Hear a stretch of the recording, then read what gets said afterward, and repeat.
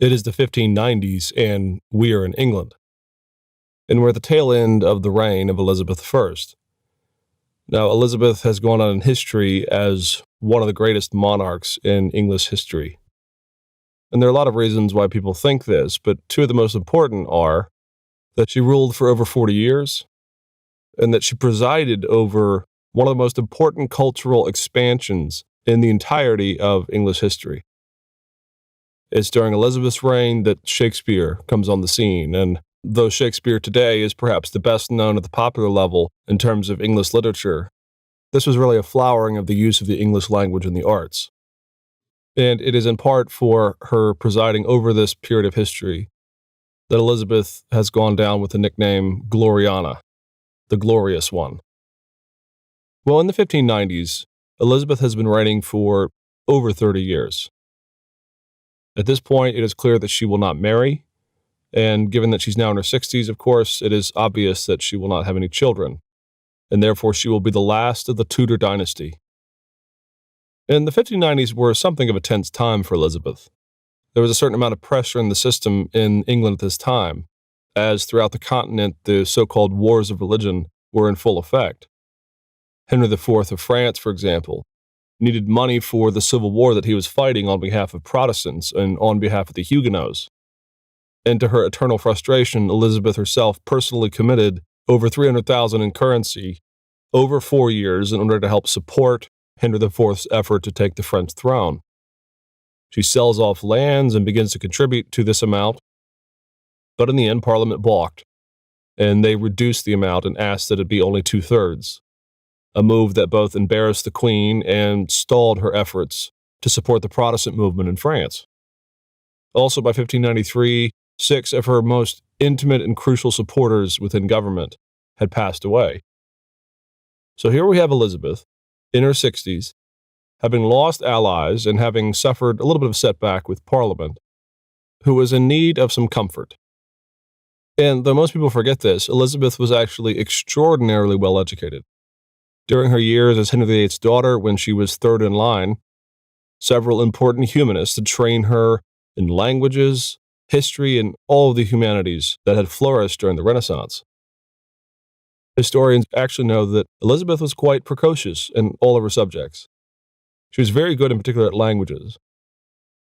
And so here in the 1590s, at the age of 60, Elizabeth sits down to translate into English, both in an effort to exercise her muscles intellectually as well as to perhaps learn a few things about the trials of political office.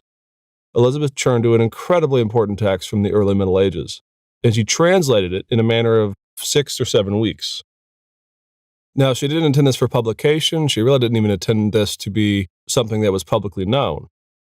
Elizabeth, in her old age, is reliving some of the glories of her youth, some of the educational glories that she experienced. And the book she turns to is The Consolation of Philosophy by Boethius. And this text is incredibly important because it not only signaled one of the more important discussions of what became known as scholastic engagement with God, time, foreknowledge, and God's sovereignty over evil things as well as good things. But Boethius, when he wrote the text Consolation of Philosophy, was himself in prison, put there by Theodoric, the ruler of the western half of the Roman Empire, and a man whom Boethius, just a matter of months before, had served as consul, as his right-hand man in the state. Only Theodoric had turned on him, thrown him into prison. He'd been charged with conspiracy of trying to incur the good favor of the Eastern government in an effort to bring East and West back together, thus overthrowing Theodoric. And so Boethius' book is incredibly passionate. Here's a man sitting in prison, awaiting his death, and he turns to his intellectual and philosophical side to make sense of all of this trauma in his life. And so, for whatever reason, Elizabeth turned to this text both to comfort herself as well as to engage personally with a piece of her past when she was being trained by the humanists as a young girl. And Elizabeth's translation is important not only because it's a translation by a queen, but because we have so little in terms of output by women during the Renaissance. But more importantly, Elizabeth knew her history, And she knew the importance of the constellation of philosophy, and she knew the importance of Boethius as a thinker, as really the father of medieval scholasticism.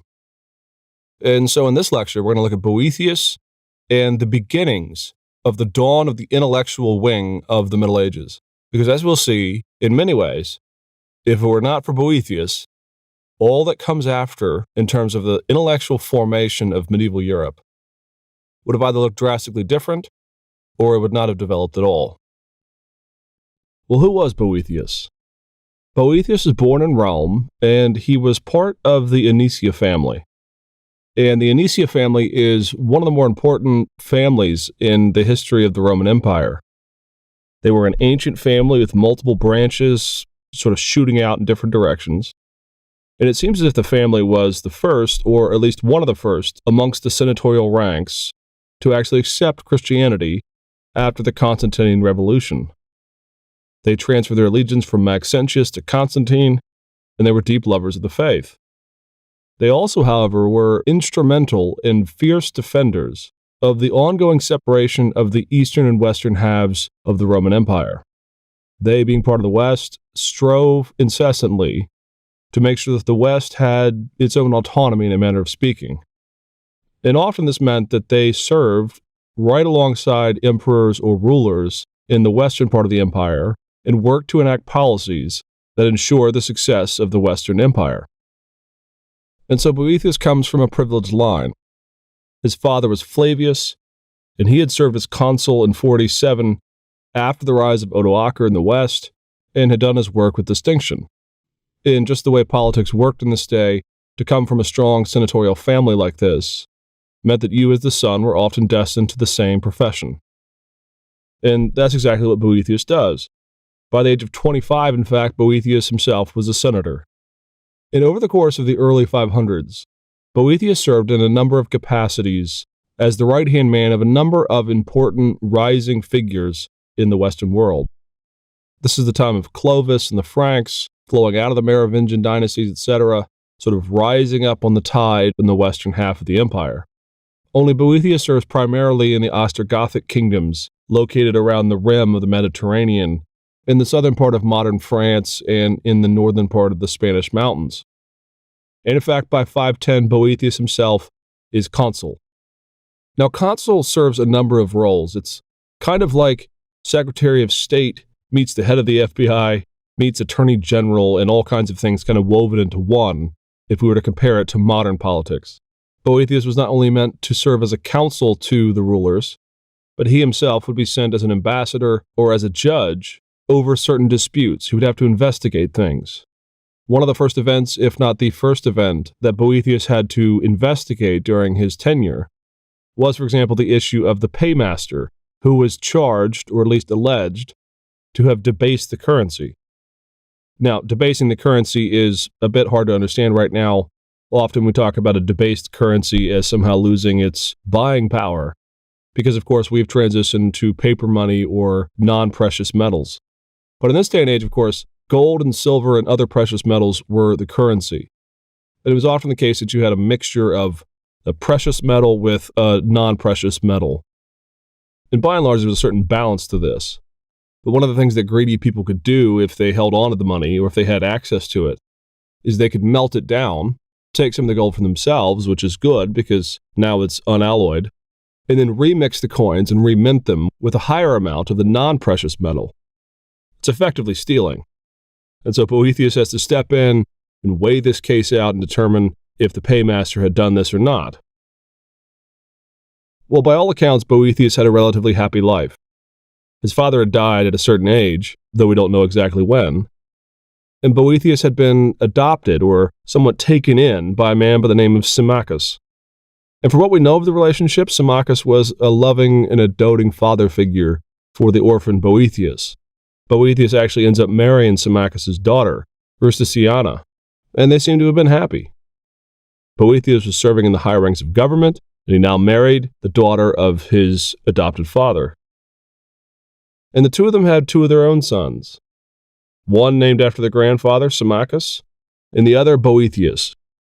Of course, they don't use the name Junior in this day and age, but Boethius named his second son after himself. Well, as can be expected, Boethius pressed for his sons when they came of age to join their father in the task of the statecraft of the politics of the day. And so in 522, both sons of Boethius are made consuls themselves. And by this point, Boethius is so well respected that he becomes Magister Officiorum, which means that he is the head of all government and court services for the kingdom. Well, at this time, the man on the throne was Theodoric. And Theodoric has a bit of a checkered past. Theodoric is actually the illegitimate son of Theodomir, one of the main lights in the Ostrogothic family of the Amali. And Theodoric did not have a good life. As part of the tense negotiations between the lineage of Constantine and the Ostrogothic kingdoms, Theodoric was actually given as a hostage in a sign of good faith to the court of Constans. And he is treated relatively well. He's educated, and he is sort of ingrained into the Constantinian line. And the goal here, of course, is very ancient. This is very typical for kingdoms sort of side by side, is you share children, they are raised in the foreign court, and the idea is that they develop some sort of loyalty to that court so that when they return, when they come of age, they don't then muster an army and go to war. With Theodoric, though, he is the sometimes enemy, sometimes friend of the Constantinian line. And you gain something of the character of Theodoric by the way that he rose to power. In 41, the emperor, Zeno in this time, named Theodoric the Patricus and Magister Militum. That is to say, he is in charge of the military, and he is sort of a lead rank official within the court. In 44, he himself is appointed consul. But what Theodoric does is he sets out to overthrow Odoacer. And Odoacer, of course, is the sort of infamous figure who had deposed the last Western Roman emperor. And Theodoric wants to take him out. And by and large, Theodoric has the upper hand. He defeats Odoacer in 3 successive stages, and eventually he has Odoacer holed up in the city of Ravenna. And he manages to force Odoacer's surrender in 493. And he does so by promising life and liberty and something like house arrest for Odoacer if he gave himself up. And Odoacer does just this, and Theodoric says, you know what, I think I want to kill you. And he has him murdered. And as a result, Theodoric claims to be the restorer and now the head of the Western Empire. Well, if we return to Boethius, this is the court that Boethius is serving. And there are all kinds of tensions here that we can just sort of note. First and foremost is that Theodoric seems to be a bit of a loose cannon. He's somewhat unpredictable. If you're in his way, he's going to take you out, frankly. But more importantly, there is significant tension between East and West. Constantine's sons and the lineage from the Constantine line had not done the best job of keeping the West together. They had done a much better job in the East, and of course the reigns of all kinds of various lines and lineages and dynasties in the regions of Byzantium would continue on for centuries. The West was more of a fractious lot, though. And so whenever the issue of rejoining East and West comes up, very often this is considered hostile, treasonous in a manner of speaking. Well, suddenly, after all of this high tide of Boethius's life, adopted, married, and children, and rising up the ranks, suddenly in 523, he's thrown into prison by Theodoric. And the backstory to this is a bit murky. We're not actually quite sure of all the ins and outs that happened here. We do know that several years before, in 520, Boethius did contribute somewhat to discussions about the reunification of East and West. And we really can only guess at his intentions if he did in fact do this. Perhaps it's the case that Theodoric and the Western rulers are no real match for the glories of old Rome. And so maybe there's some lurking suspicion that reunification and a restoration of the Byzantium lines might actually be better over the West. Now, we don't know if that's what Boethius did or if that's what he thought. But for whatever reason, in 523, he's thrown into prison in the city of Pavia. And the story of his arrest is pretty simple, though again, we don't know all the details.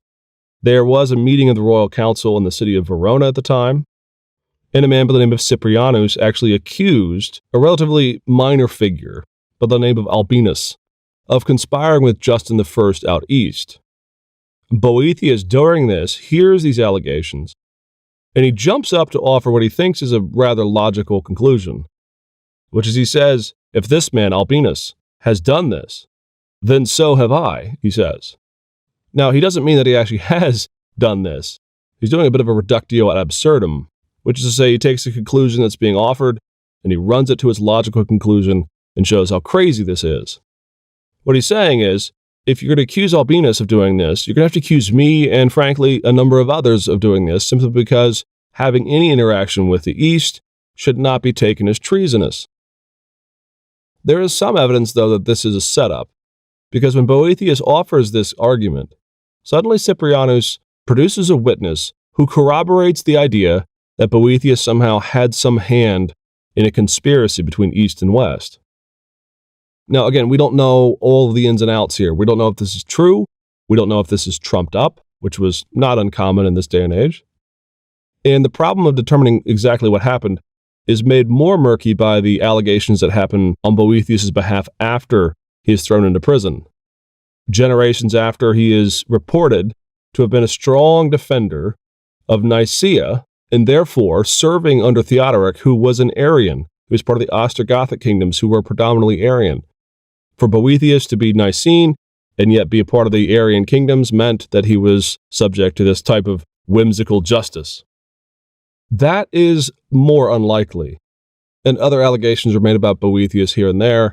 He's accused of astrology, which is considered to be a sacrilege. Though, again, this is very unlikely that this is some issue that's lurking there in the government, that suddenly they find out that he is studying the stars and they find him sort of a misfit theological rebel. More likely is the case that Boethius' privileged place as part of an historic family, as well as his intellectual gifts, somehow set him at odds against those in the court and eventually at odds with Theodoric himself. And whatever the case, in 523, he is thrown into prison in Pavia, and then a year later, in 524, he is executed. Now, all of this backstory would be interesting in and of itself, sort of the East-West split, the Ostrogothic kingdoms, etc. But the importance of Boethius is not so much his context, but what the context produced in him while he was in prison. Because while he was in prison, Boethius had little else to do but think and to reflect on the calamitous fortune of his life.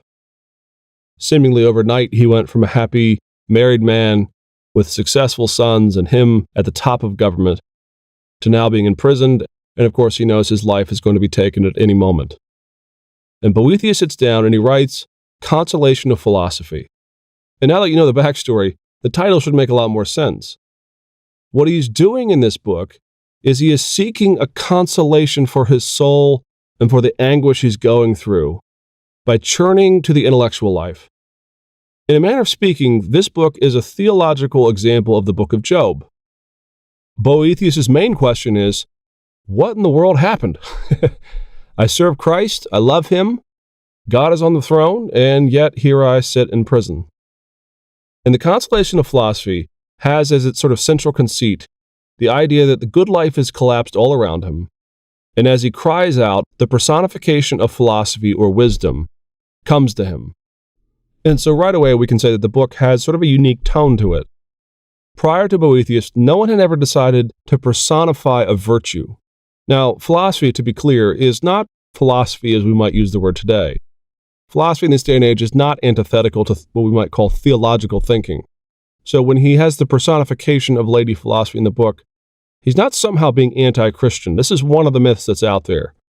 In particular, historians who don't really care all that much for theological thinking or for church history tend to downplay the theological ideas in Boethius. And there's some arguments that are made, usually without a shred of evidence, that Boethius is some sort of pagan philosopher that was sort of warmed over, and his Christianity was really not all that strong. Okay, so what is Boethius' take on all of this? Well, when we're talking about the issues of predestination, God's knowledge of events, his sovereignty over all things that occur in this life, at root, always, in these discussions historically, is the problem of evil. That is to say, the issues of simply bearing out philosophy or categories or mere jargon is really never the issue at stake when people are discussing the issue of predestination. This is absolutely on display in the life of Boethius. He wants to discuss the issue, frankly, of why he, a servant of the Lord, is left in prison and he knows his life is soon to be forfeit. Well, Boethius takes on these issues in a new way that actually sets the tone and the pace for all of these discussions in the Middle Ages, and even after the Middle Ages. Boethius really looks at two issues. First of all, he asks the more emotional question, which is, if God is all-powerful, and he is the goal of all those who serve him, the knowledge of him and the love of him, then the question is, why do the wicked prosper? Why is it that the good are cast down and in prison? Well, Boethius' answer is pretty common, and frankly, it's pretty biblical. He begins with the conception that those who are prospering, if they appear to be wicked, are only prospering contrary to their appearance. That is to say, it's from our vantage, from our immediate experiences, that we even begin to think that the wicked are prospering in the first place. So Boethius begins with this fundamental position that from the vantage of God, that from his perspective, good is reigning. His sovereignty makes sure that what is happening is not the ultimate vindication, the ultimate victory of the evil over the good. So that's the first issue that Boethius lands on. Well, what about the more fundamental issue of how God is controlling evil events? Is he actually intending that they happen? Is he sort of pushing the button when evil happens to his people? Is he, in a manner of speaking, causing it in the fundamental direct sense? Well, the long history of the church's reflection on this is a bit complex, but it really comes down to a couple of different positions. The vast majority of people throughout history have tried to come up with language, albeit human language, drawn from the scriptures, though, in which they say that God is somehow over the events of this world, even evil events. He's not shocked, he's not asleep at the wheel, he's not powerless to stop them in the ultimate sense of that word. But theologians, for centuries, almost unanimously, have stressed that God is not somehow the cause of evil actions. And there's lots of strategies for doing this. Depends on the vocabulary, depends on the language that the person is speaking, frankly. One of the more common ways in modern English, for example, to say this is that God allows things to happen, but he does not cause them. Others have said that he is the formal cause of all that happens, but he's not the direct cause of all that happens.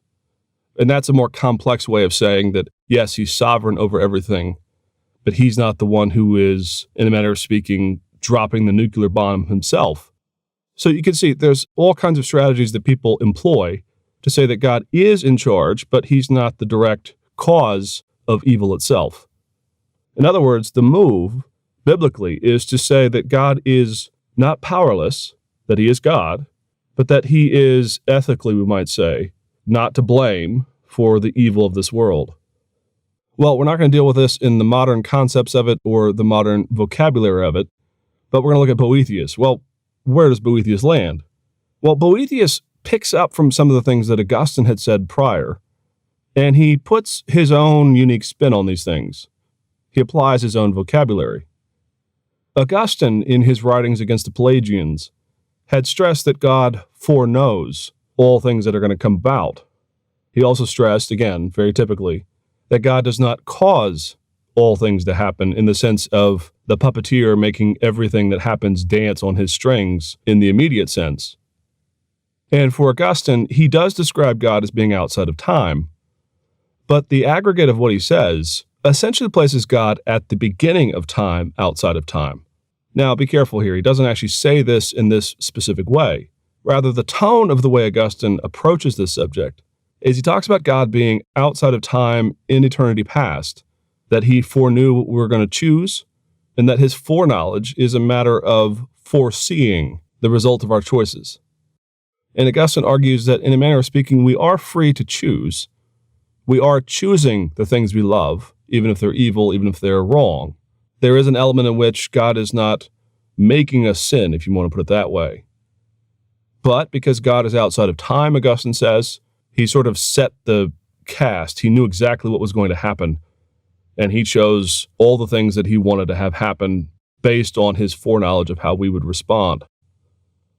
Now, as Augustine gets older in his life and more mature, and as his writings against the Pelagians grow more firm, Augustine will double down more strongly on the subject of predestination, sensing as he does that part of the Pelagian issue is the issue of the freedom, so to speak, of the will.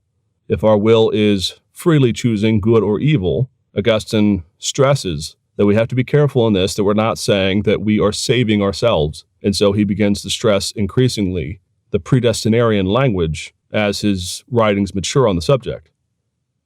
Well, notice again, when Augustine is dealing with the subject, he's dealing with it primarily in the concepts of the issues of salvation.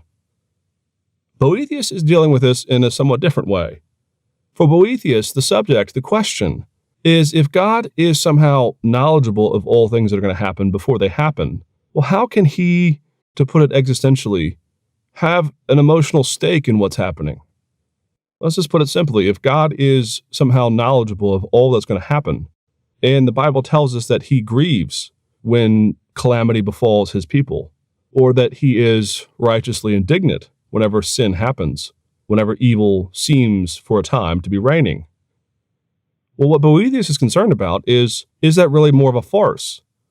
Is God really expressing his emotional life, that he is opposed to sin, and that he grieves with his people? In other words, this is a fundamentally pastoral problem. If someone loses a loved one, if someone comes down with a chronic illness, a life-threatening illness, the question is, how can we say that God is emotionally invested if too much of our weight is placed on the idea that God knew what was going to happen? Well, for Boethius, the answer, the simple answer, he says, though the way he puts it isn't always simple, is that God is outside of time, but the stress he lays is that God is not outside of time in the way that Augustine had described it. For Boethius, the description of God outside of time, in a manner of speaking, in eternity past, prior to all the events that occur in the timeline, is insufficient as a way of describing God's sovereignty and his detachment from time. In other words, for Boethius, what he realizes is that if all we describe God as being is outside of time before time begins, the problem, the result, is that during the span of time when time is existing, it seems as if God is just kind of watching it happen in the same way that we're watching it happen. It might be like if we lined up a row of, thousands of dominoes. We laid them all out ourselves. We knew exactly where they were going to be. And then we hit the first domino and away it goes. Well, in the Augustinian way of describing it, God is a bit like us watching those dominoes fall. He knew they were going to happen, and so it seems somewhat disingenuous to say that when something happens along the way of the dominoes falling, that God is either happy or displeased or something like this because this is occurring. To put it simply, you set the plan up. You set the dominoes up, God. So why are you describing frustration or grief or an emotional state to us as your people if this is how you ordered all the events? Well, for Boethius, he actually comes up with a rather compelling understanding of the way God is related to time. Boethius argues that God is outside of time, but he's outside of the time, you might say, above time itself. It's not just that he is outside of time before time even begins. Rather, if a being like God is outside of time to begin with, that means that he is not subject to the emotional vicissitudes, the ups and downs, the highs and lows of the way these things are occurring as we experience them. In other words, what Boethius says is that if God is outside of time, then everything that occurs to him when it's happening is in, to use some jargony words, a state of eternal presence before God. In other words, God doesn't experience past, present, and future the way you and I experience it. Rather, whenever something is happening, Boethius would argue, it is, in a manner of speaking, present to him at that given moment. And Boethius actually gives an analogy for this. He says that God watches all of time, every moment of time, the way we might experience a race, a chariot race, actually, Boethius says. If it's a compelling race, an exciting race, our emotional state gets kind of wrapped up in the moment. We can express euphoria, we can cheer for the winner, or we can be dismayed and grumpy that our guy didn't win. Now, Boethius is clear that this is just an analogy. He's not saying that this is somehow peering into the knowledge of God in that fundamental sense. But rather, what he is stressing is that God is experiencing everything that occurs in a state of eternal presence. So he can, in other words, be both outside of time, sovereign over it, having foreseen and in some ways predestined all that shall come to pass, and yet also be radically emotionally tied in to the moments as we experience them ourselves. God is outside of time. He's not subject to it. But the very position of him being outside of time means that he is also able to express the intimate grief and loss whenever his loved ones experience tragedy. And he can also experience frustration and describe himself as being frustrated whenever sin, let's say the sins of Israel, seem to rise up to the surface and dominate for a period of time. Now, laying aside the philosophy of this, whether or not we buy into this or whether or not this is just some great, simple description of the way that Boethius is trying to understand these issues, you have to appreciate the pastoral implications of what he's trying to say. What he's trying to say is that God is intimate with us, that when he describes grief for sin, when the Spirit is convicting us, and when we feel as if God is tenderly caring for us in the midst of our pain, Boethius wants to say God is not faking that. It's not some sort of emotional sleight of hand. It's not, to put a modern spin on it, the way we might fake an emotional response to something that our toddler has done, where we clap our hands and pretend as if we're really excited for this, when in fact we may just be simply doing this for their own sake. Boethius wants to say that God is actually experiencing things in a direct sense, an emotional sense, and that he does actually care for us. But he realizes that to make God subject to the vicissitudes of life, the ups and downs, is to go down a path that's unbiblical, because God repeatedly reminds us that his ways are higher than our ways, and that he was there from the beginning, and that he is the creator and the sustainer of this world, and not subject to all the capriciousness of the creatures and our sin and the ways in which we go about our lives. For Boethius, God is not causing all things in the direct sense. He's not the puppeteer pulling all the strings at once. He wants to, like so many other theologians throughout the centuries, say that God is both sovereign over it. He has somehow chosen all that shall come to pass. He has foreseen it. He has predestined it, whatever language you want to use. He is sovereign. But the key issue for Boethius is, how does God love us, particularly when times are tough for us? Do we see God as the robot, the great puppeteer in the sky? You knew this was going to happen. How dare you, God? And I see these places, say in the Psalms, where you tell us about the grief and how you identify with us, how you're our shepherd. Do we see these things as fake, or do we see them as somehow really and vitally part of God's experience with us? And so Boethius comes up with a bit of a both-and argument, you might say. And in the end, you can see in this part of the reason why Boethius is a bit of the last patristic man, the last man to stand in that biblicist early centuries of the church, in which so many people were concerned about articulating their philosophy and their theology with a real conviction. And yet you can also see why Boethius is called the first scholastic, the first man to really wrestle in a dialectical way, a systematic way, with some of the categories that he had inherited from the ancient church and from the scriptures. And even if we don't like his answer, even if you find some problems with it, we should at least appreciate the consolation of philosophy and its desire, pastorally, to answer the question, how can God be in control and yet also love us at the same time?